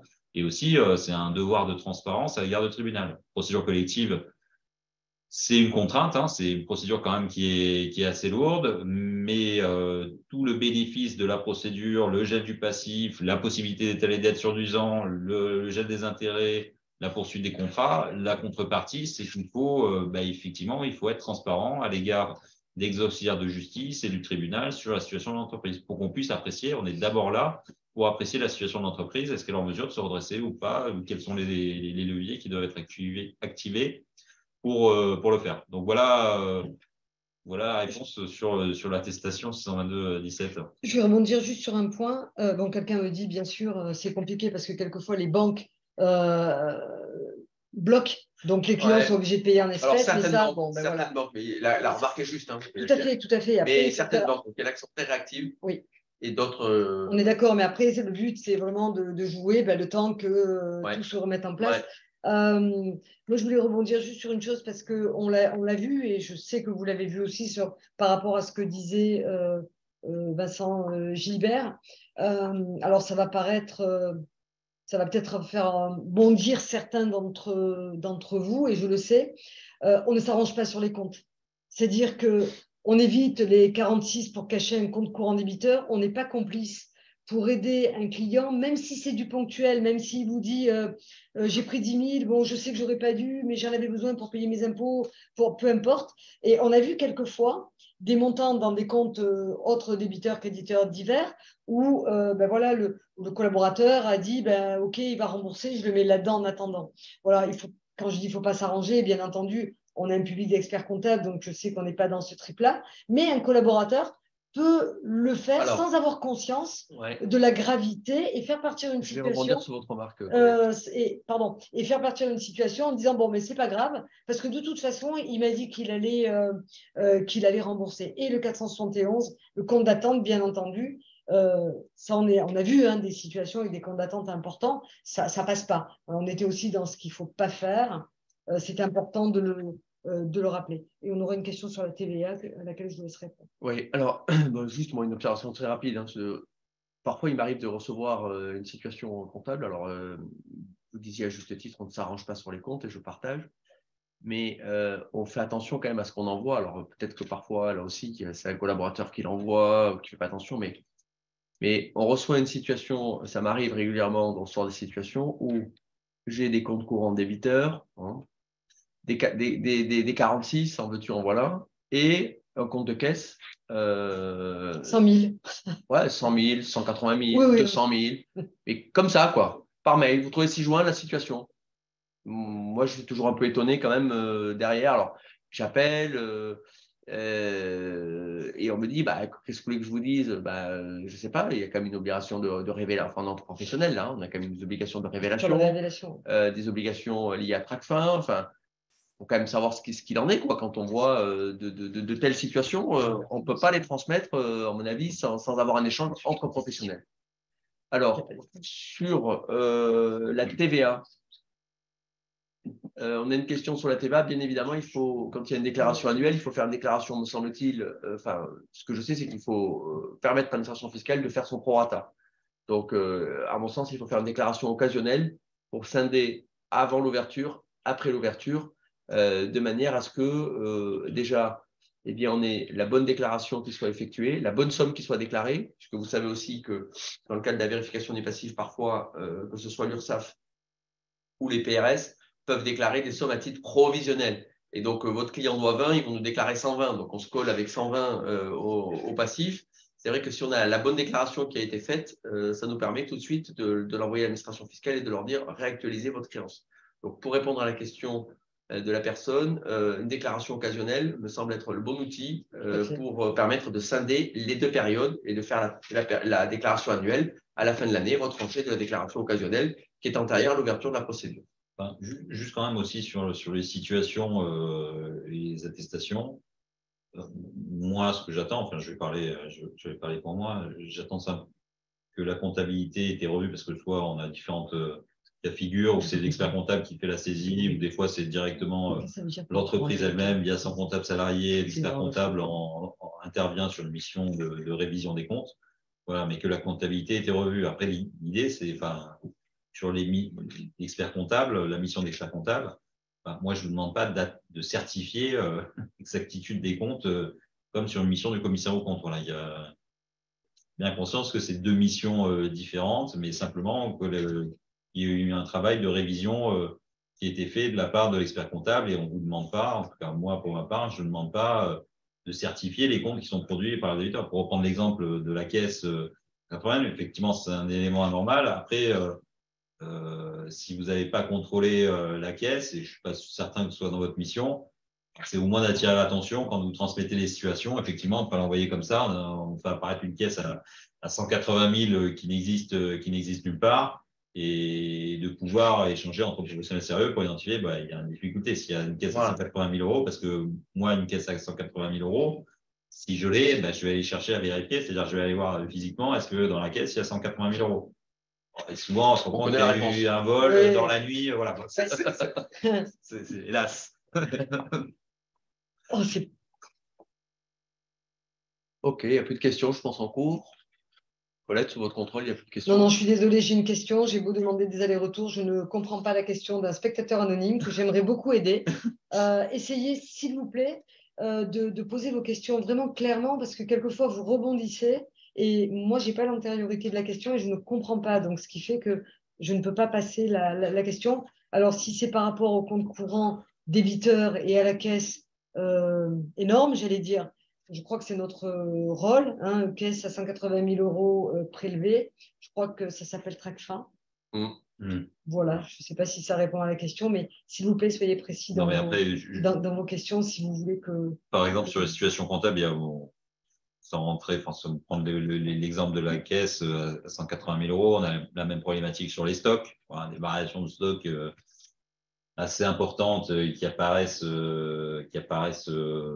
pas très cohérentes ou des encours de production qui apparaissent en comptabilité alors que c'était jamais le cas par le passé, ce qui permet quelque part de retraiter, on va dire, le compte de résultat de l'entreprise. Alors, ça peut aider le chef d'entreprise. Je pense que c'est pas toujours fait à mauvais escient et souvent, c'est lui-même qui le demande. Après, bon, ça peut être des signaux d'alerte pour nous pour dire on retrouve pas ce qu'on a en compte de résultat sur la trésorerie. Enfin, nous, on a la vision au jour le jour de la trésor. Si au bout d'un moment, en cours de période d'observation, ok, il peut y avoir dans le cours de production à un moment donné, etc., un peu de crédit fournisseur qui peut se reconstituer naturellement et avec l'accord des fournisseurs concernés. Mais si on voit que la trésor ne correspond pas du tout au compte de résultat, il y a un moment donné, il va y avoir quand même un sujet, quoi. Tu voulais parler peut-être des honoraires, Vincent?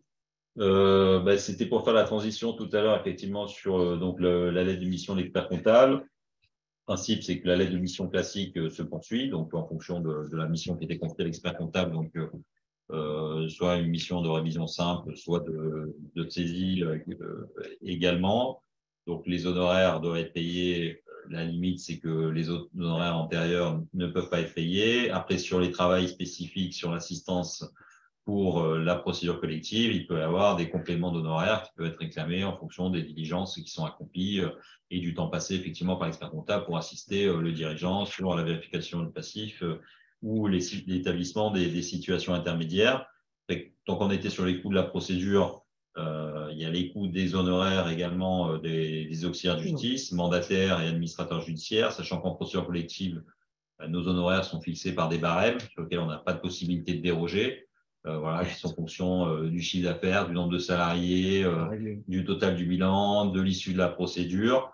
Je laisserai peut-être Vincent développer sur sa partie mandataire judiciaire, sur les administrateurs judiciaires. Voilà, les principaux paramètres, c'est nombre de salariés, chiffre d'affaires de l'entreprise, chiffre d'affaires réalisé pendant la période d'observation, l'issue de la procédure. On est sur un plan de continuation ou sur un plan de cession de l'entreprise. Dans la présentation, on a donné quelques exemples, notamment des administrateurs ou les honoraires de l'administrateur judiciaire, sachant que l'intervention d'un AJ n'est obligatoire que si l'entreprise dépasse un des deux seuils, 20 salariés ou 3 millions d'euros de chiffre d'affaires. En dessous, c'est à l'appréciation du tribunal ou à la demande du dirigeant en fonction. Évidemment, je vais prêcher pour ma paroisse, mais je considère que l'intervention d'un AJ est utile, notamment si on a un dirigeant qui est un peu perdu et qui a besoin d'être épaulé, assisté au quotidien. Et le coût de l'administrateur judiciaire ne doit pas être un frein à demander sa désignation. Enfin voilà. Après, ça dépend du type de société. Il y a certaines entreprises, en fonction du barème, ça peut paraître important, d'autres non.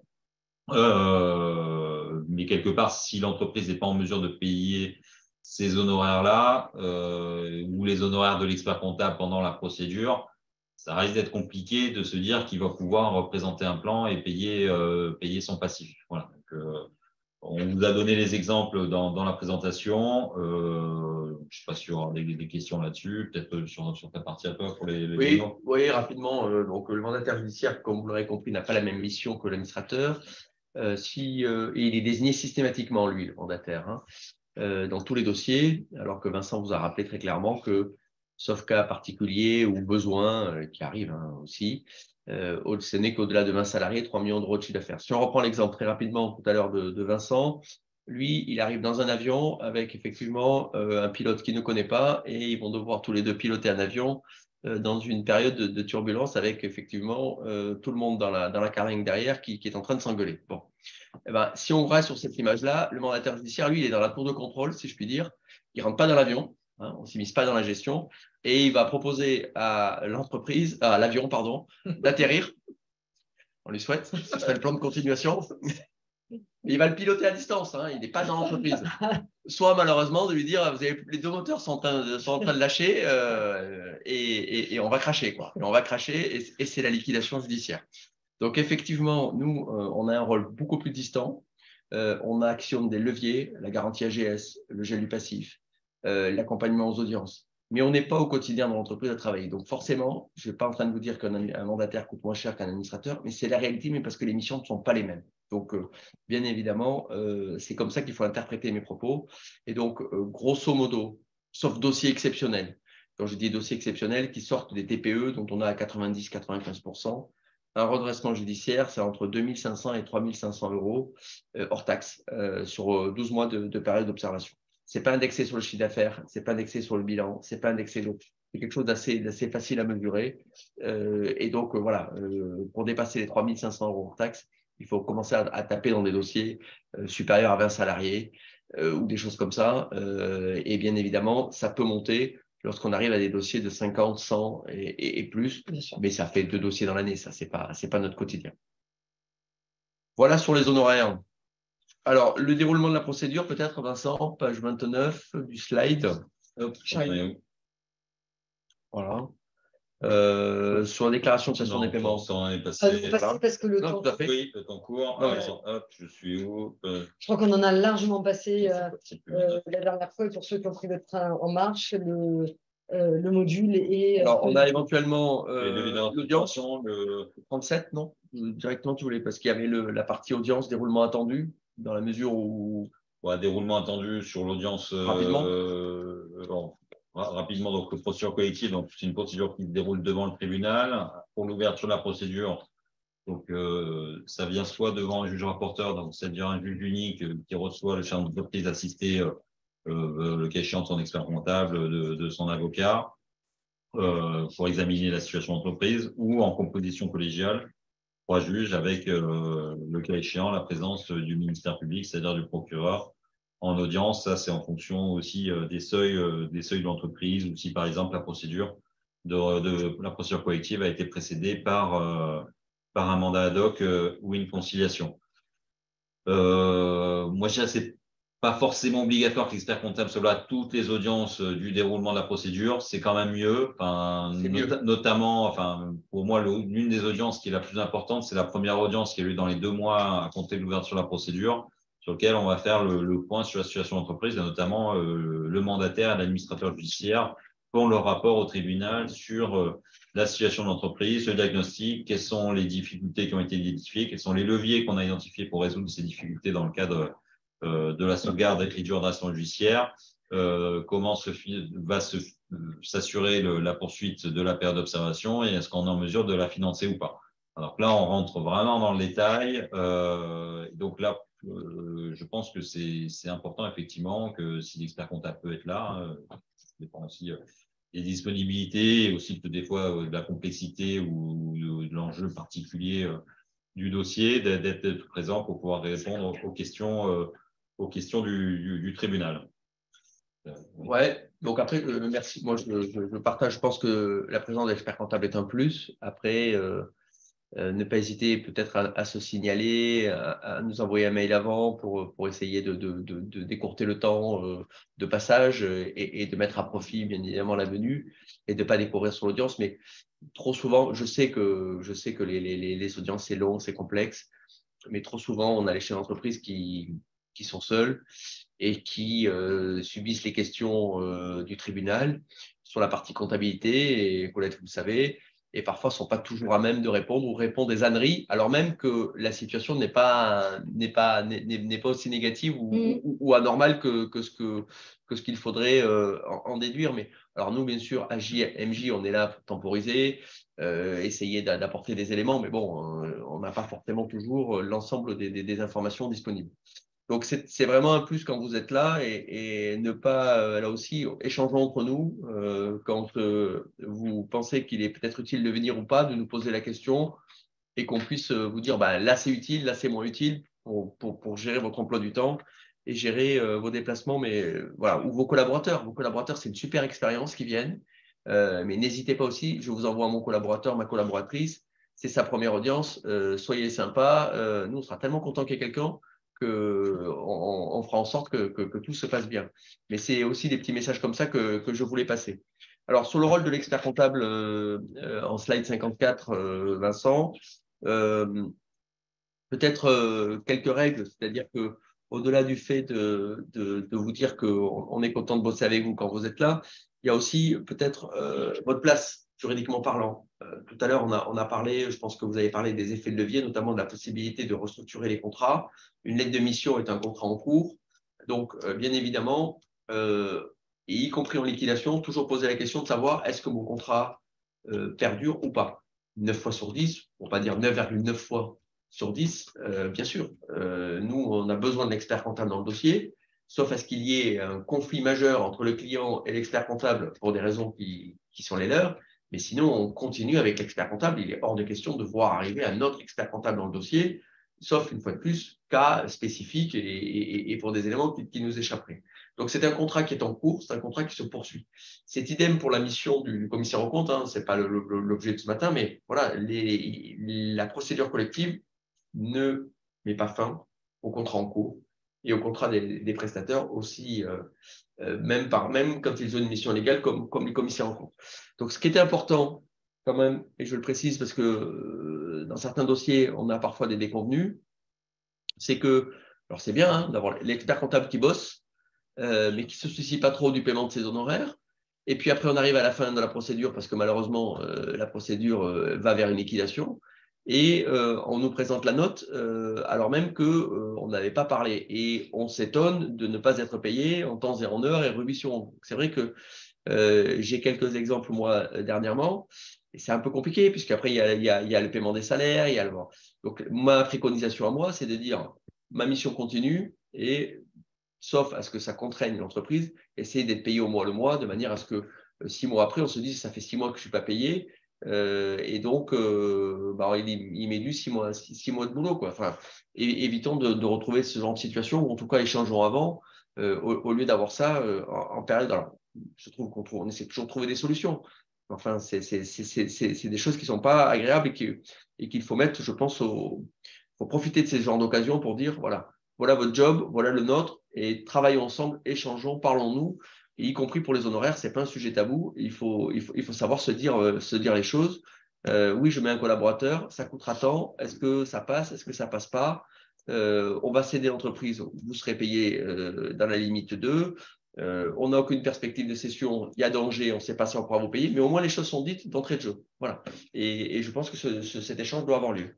Alors, une petite remarque pardon, qui vous est adressée, alors pas à vous, qui êtes les partenaires de la profession, et on sait que vous êtes très attentifs aux messages des experts comptables, mais peut-être à certains de vos confrères, parce qu'il semblerait qu'un confrère nous dise qu'il n'y a pas forcément beaucoup de communication avec les.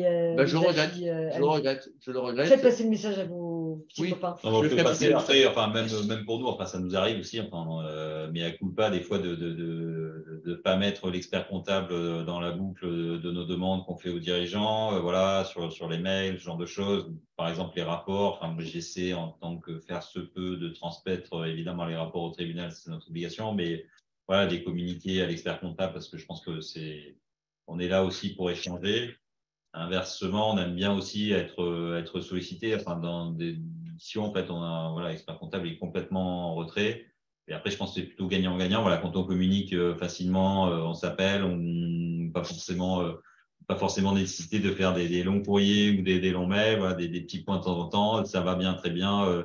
Terminé, ça dure 2 minutes et c'est un échange qui est constructif, voilà, qui se fait dans les deux sens. Après, bon, on a tous nos contraintes et des fois, on peut oublier d'informer l'expert comptable. Par exemple, quand on va sur une demande de liquidation judiciaire, enfin, moi, ça m'est arrivé, on a dit, ouais, vous ne m'avez pas informé que la société partait en liquidation judiciaire. Oui, c'est des réflexes à avoir. Voilà, c'est des réflexes à avoir. Après, bon, je considère que le client naturel, c'est d'abord le chef d'entreprise. C'est aussi à lui de communiquer avec ses partenaires et partenaires historiques, parce que dans certains cas, l'accompagnement, il se fait depuis dizaines d'années. Voilà, mais on essaie évidemment de communiquer transparence avec les professionnels qui interviennent. Ça, c'est une diligence particulière. Oui. On en a parlé. Oui. Alors, on nous reste combien de temps? Moins de 3. Moins de 3. Diligence particulière, l'expert comptable. Donc, on a parlé là des missions, de la poursuite de la mission de l'expert comptable dans la procédure, avec des demandes spécifiques liées à la procédure, destination comptable, attestation 122-17. On est peut-être passé très rapidement dessus, mais sur la vérification la vérification du passif, voilà, l'expert comptable aussi saura le jouer. Après, il y a un certain nombre de sujets techniques sur des créances bancaires, la comptabilisation des intérêts, la capitalisation des intérêts ou pas, les créances fiscales, sociales, notamment si ça fait l'objet d'un contentieux, quel ça en est du contentieux, ou inversement des crédits d'impôt à recouvrer. Voilà, donc ça, l'expertise du professionnel du chiffre est évidemment attendue de notre côté. Et ensuite, on a des missions spécifiques où l'expert comptable intervient plus en tant qu'expert, technicien, à la demande de l'administrateur ou du mandataire judiciaire pour réaliser des diligences particulières, notamment, je sais pas, des analyses sur l'état de cessation des paiements, par exemple, de l'entreprise. Enfin, je sais pas si c'était visé sur ce sujet-là, ou des analyses, par exemple, de flux des relations financières avec d'autres entités du groupe ou pas du groupe de société. Voilà, c'est des missions qui peuvent être confiées soit à l'expert comptable historique ou pas. Des fois, c'est aussi dans l'intérêt de la procédure de faire intervenir des tiers, voilà, pour avoir un regard complètement extérieur, pour pas mettre non plus aussi l'expert comptable lui-même en porte-à-faux. Je parlais par exemple d'étudier la date des cessations des paiements. On va pas le demander directement, enfin une mission spécifique d'analyse là-dessus à l'expert comptable de l'entreprise qui peut être en défaveur de son client ou du dirigeant qui l'accompagne depuis 20 ans. Bon, ça reste des cas assez rares en pratique, mais dans ce cas-là, ça peut justifier l'intervention d'un tiers. Mais le principe, c'est que l'expert comptable qui est en mission au moment où la procédure est ouverte, le reste pour l'accompagnement de la mission. Voilà, nous, on privilégie évidemment une fluidité, et la fluidité, elle est plutôt assurée si c'est la même personne qui suit la de l'entreprise avant et pendant la procédure. Voilà, et donc dans le prolongement de ce que dit Vincent et de la question qui est posée en ce moment, effectivement, même pour l'arrêt de l'entreprise, si on va en liquidation, le chef d'entreprise a un certain nombre d'éléments à remettre. Une situation comptable la plus à jour possible, ça encore. On peut éventuellement passer à côté, mais le social, par contre, lorsqu'il y a une dimension sociale, c'est-à-dire que lorsqu'il y a des salariés, il doit remettre les bulletins de salaire et les éléments nécessaires au calcul des soldes de tout compte. Et ça, je ne dis pas que c'est parfait, mais je dis ce qu'il faut qu'on arrive à faire, et ça fait partie des motivations, outre le plaisir de participer avec Colette et Vincent, mais c'est de vraiment d'échanger entre nous. Et OK, l'entreprise X, on va en liquidation, on s'appelle, qui fait quoi, comment on est payé, comment ça marche. Et ça, on ne le fait pas assez entre nous. Voilà, je le dis, mais je le dis en me mettant dans le cercle des personnes qui ne le font pas assez. Hein. Je ne suis pas en train de donner des leçons à qui que ce soit. Mais voilà, il ne faut pas hésiter à décrocher son téléphone ou faire un mail. Moi, je donne très facilement mon portable. Hein. J'ai aucune difficulté là-dessus pour échanger sur mon portable ou par SMS. Quand est-ce qu'on peut se parler, voilà. Mais c'est juste pour dire que vraiment, il n'y a aucune difficulté. Vous pouvez demander à Colette mon portable si j'ai un dossier avec vous dans lequel il y a besoin de me parler. Faut se mettre d'accord sur un certain nombre d'éléments. Ne vous gênez pas. Je préfère discuter avant qu'on se retrouve devant le fait accompli et qu'il y ait une tension inutile. Voilà, si on peut éviter les tensions, c'est toujours voilà. Mais une idée reçue, la liquidation, c'est pas on jette tout à la poubelle, quoi. La liquidation, c'est non, au contraire. On vient rendre les comptes globaux de l'entreprise. Donc, l'expert comptable a toute sa place, notamment pour accompagner son client à ce moment-là. Et il faut le faire comprendre au client. Moi, je peux le faire comprendre au client aussi, et en lui disant, il faut consacrer un budget là-dessus. Voilà. Mais si on le fait un mois après la liquidation, c'est pas bon, quoi.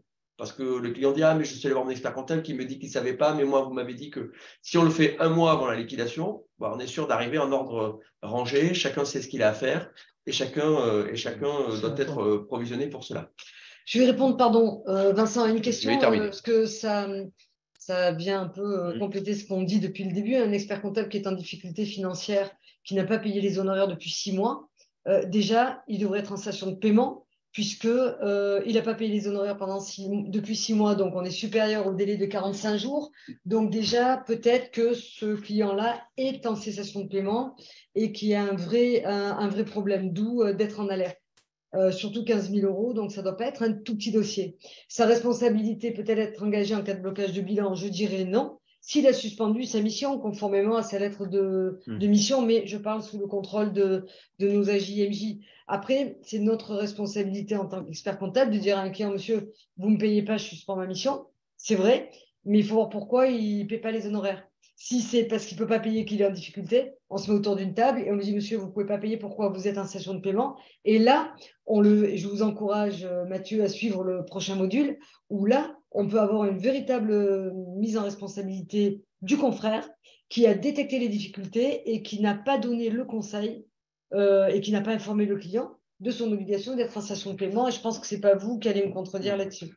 Et alors, je reviens, il y avait une question là qui était posée, mais ça militait sur le fait que de ne pas poursuivre la mission pendant la période d'observation, avec le risque que les honoraires ne soient pas payés. Alors, c'est vrai que le principe, c'est que les factures soient payées, donc les prestations soient payées. Après, il y a la réalité, c'est un redressement judiciaire qui est ouvert avec 0 € en caisse. Si l'expert comptable m'interroge pour me dire est-ce que je serai payé de mes prestations, bon, si en plus le redressement judiciaire va juste être ouvert, que je ne connaissais pas le dossier par ailleurs, je ne sais pas s'il y a des rentrées d'argent qui vont arriver, moi je ne peux pas lui garantir qu'il va être payé. Bon, tout comme moi d'ailleurs, enfin voilà, on va démarrer la mission sans avoir de garantie d'être payé. Donc là, on ne pourra pas s'engager, en tout cas moi en tant qu'AJ, je ne vais pas pouvoir m'engager pour dire oui, ça va être payé parce que la réalité, c'est que j'en sais rien. Donc, d'où la nécessité, je reviens là-dessus, de démarrer le RJ avec, c'est le réflexe, il ne faut pas attendre que la trésorerie soit à 0 pour demander le redressement judiciaire. Ouais, il faut garder de l'argent en caisse pour qu'on puisse fonctionner, payer les intervenants, payer l'électricité, payer les fournisseurs, pour continuer l'activité. Si on commence à 0, c'est possible, mais c'est quand même beaucoup plus compliqué. Et l'intérêt de ce que disait Vincent tout à l'heure, est-ce que l'activité est irrémédiablement compromise ou pas? Si on a foi dans le dossier, si on sent qu'il y a du potentiel à rebondir, je crois qu'il faut essayer qu'on accompagne. Après, on n'est pas des magiciens, on n'a pas la garantie, comme le disait Vincent Gilbert, d'être payé. Mais le but, c'est d'essayer de sauver la boîte et de sortir de la procédure par le haut. C'est un peu un pari sur l'avenir, mais qui va durer quoi finalement? 2 mois? Tout à fait. Et surtout, souvent on entend je peux tenir jusqu'à, je peux tenir. Non, ça, à mon avis, c'est quelque chose que j'ai du mal, moi, à entendre. Je peux tenir avant d'aller en redressement. Ben, non, va en redressement si tu sais que si tu sais que la situation va être extrêmement compliquée. C'est-à-dire s'il faut attendre d'être à découvert et d'avoir son principal fournisseur qui vous dit je ne te livre plus pour aller en redressement, il ne faut pas s'étonner derrière que le redressement n'apporte rien. C'est ça qui…